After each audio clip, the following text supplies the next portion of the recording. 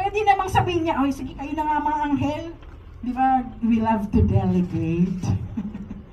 Tayong mga nasa leadership position. Paulo, tinuturuan ako, mag-delegate ka. Hindi pwede ikaw lahat gumagawa. Okay, delegate. Si Lord, walang delegation. Pinersonal niya to when it comes to our salvation. When it comes to our lordship and kingship. He took it personally. And didn't send an angel. Sabi niya, I'm coming. I'm going down. It's about to go down, sabi ni Lord. I'm going down. I'm coming down on earth. The payment was personal. And that payment was perfect. Amen. That payment was perfect. Amen. Jesus was the spotless Lamb. Sinless.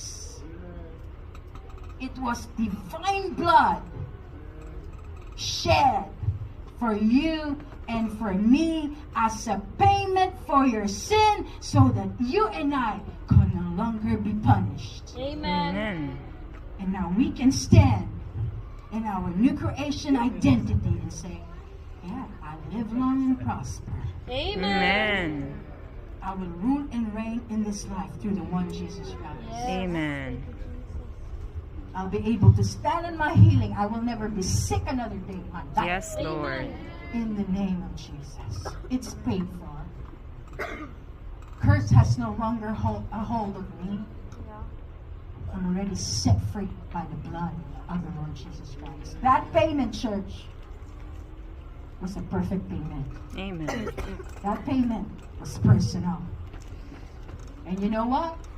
That payment is permanent. Amen. Di ba, pag may utang ka, tapos bayad ka na, tapos permanent, parang, ahoo! Sinasabi ni Hannah, Pastora Hannah, financial breakthrough.